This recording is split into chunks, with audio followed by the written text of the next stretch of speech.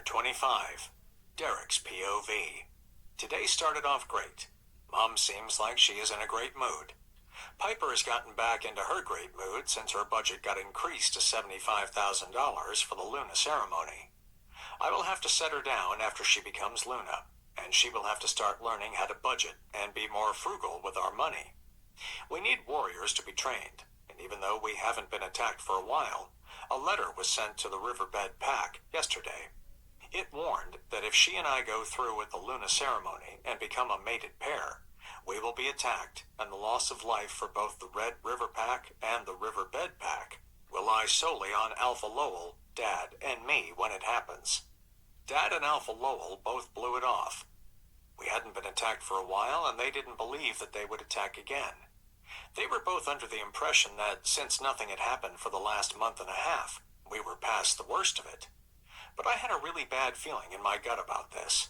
I believe that they are training and getting stronger right now. I have no proof, but I know they aren't bluffing with us.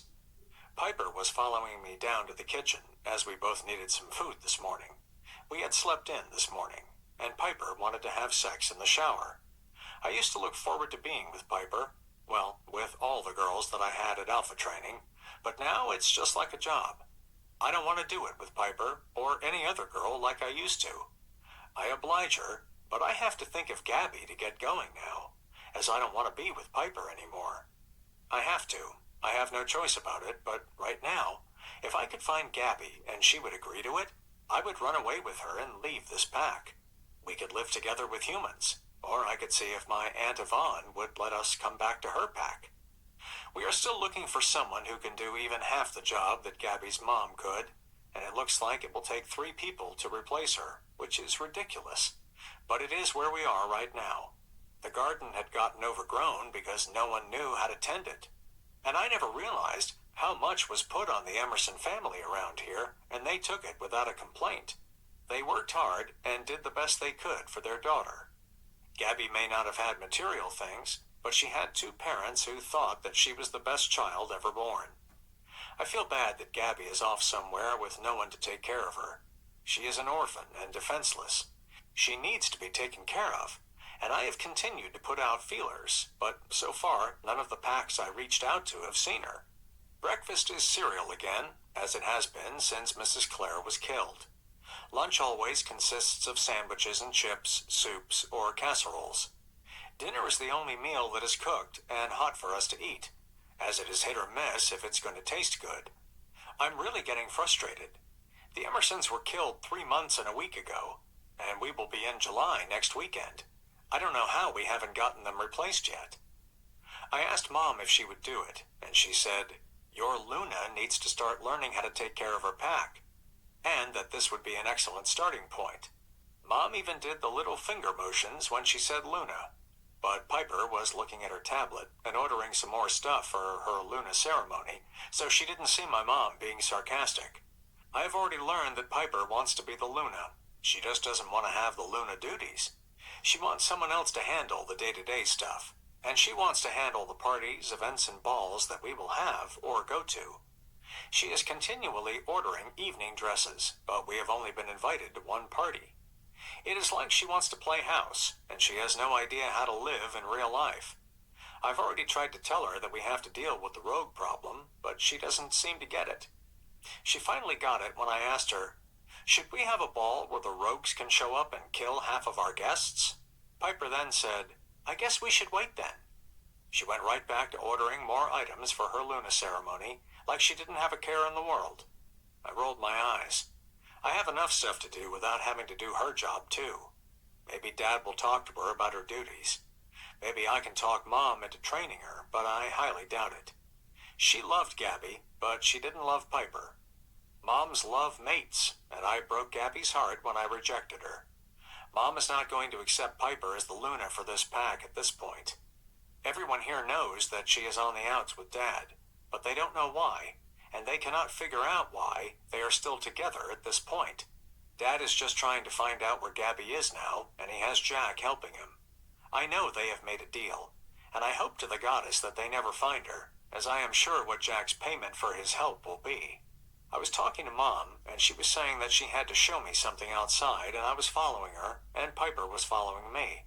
And as soon as I stepped outside, I smelled Gabby. I looked over towards her, and she was dropping Jack to the ground like it was nothing, and then walking towards me. I was so happy to see her, and I walked towards her like I was drawn to her like a magnet.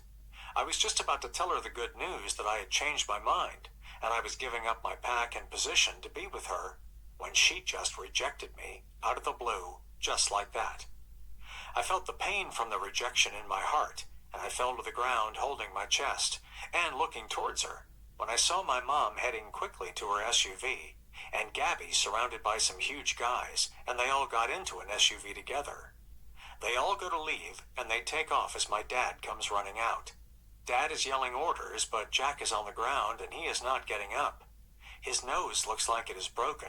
Since I saw him right on her, I am sure he tried to touch her again, and I'm glad he got punched. Heather is yelling and screaming about Gabby. Piper was yelling at me about Gabby, but my only thought was that Gabby was getting away, and I had to try to stop her. I headed for my SUV and started to drive at a crazy speed to the gate. I had seen it closing, and I was so happy that she would be stopped, and I would get a chance to speak with her, to give her the good news, for me to take back my rejection. But for some reason the gate started to open again, and they don't even have to slow down. They just pull right through them.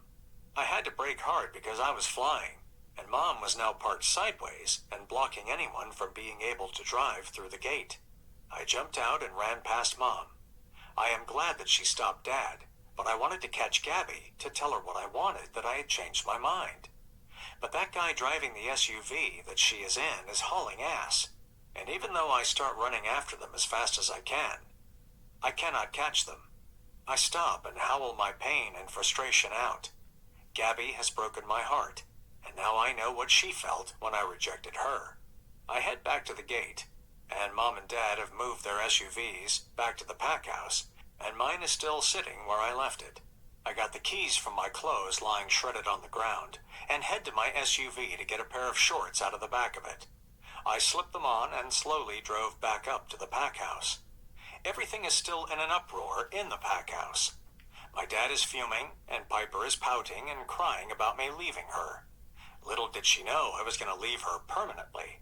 I moved past her and up to my room with her running behind me, asking a million questions. Who was she, Derek? Are you cheating on me? Is she your piece on the side? Do you think that she is prettier than me? Why did she come here? Piper kept firing off question after question and not letting me answer until I finally blew up. She was my mate. I had to reject her because of you, just like you rejected your mate. She was never my side piece, and I have never slept with her. She came here and rejected me, Piper. You were fucking standing right there and saw it. So how did you not understand what happened? I said angrily and headed to the shower. Piper started stripping too, and I told her, don't bother, I am not in the mood, before getting in the shower and letting the water beat down on me. How did my life go from wonderful 3 months ago to hell on earth in that span of time? I am so angry with my dad. Now I'm angry with Mom too.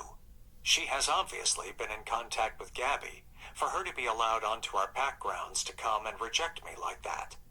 I am boiling mad. Why would Mom allow her to reject me? I am her son, her only child. Why would she do me this dirty? I turned off the shower and got dressed, while I mind-linked my mom because I needed to speak with her. She is in her office, and I head over to it.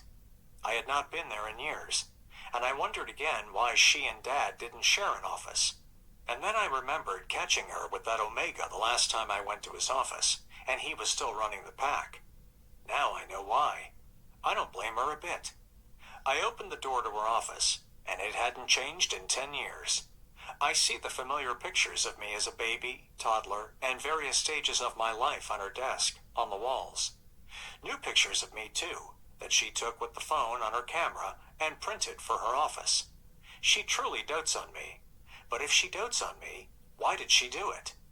I see her leaning back in her chair and looking at me with speculation, and then lean forward in her chair and tells me, "Go ahead, son. Ask me why I did it." Mom, how could you let Gabby get away from me? I was going to give up the pack and accept her as my mate. Hell, I would have marked her right then if I could have, I said, and all my pain was showing in my voice as I spoke the words. Mom gets up and comes over to me and gives me a hug. It was too late. You had rejected her, and you put her through too much, son. You have no idea what you have done to her and will never understand it either, Mom tells me. All I did was reject her, Mom, because I had to. I had already made the deal and signed the paperwork. It was what Dad wanted, I told her.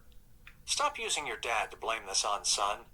Part of being an adult is accepting responsibility for your own actions. You slept around with girls in this pack, and alpha training, because that is what you wanted to do. You are 19 years old and still trying to act like you had no choice. You did have a choice. You will be 20 in a few months. You knew Gabby was your mate before you went to alpha training.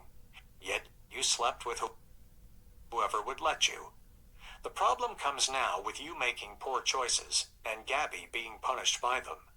She went into heat because she had found her mate. She also felt it every single time you had sex with Piper since you rejected her. She passed out from the pain of it the first time and had to be rushed to the pack doctor because no one knew what had happened to her. Gabby had suffered enough by your hand, and it was time to let her go, Derek.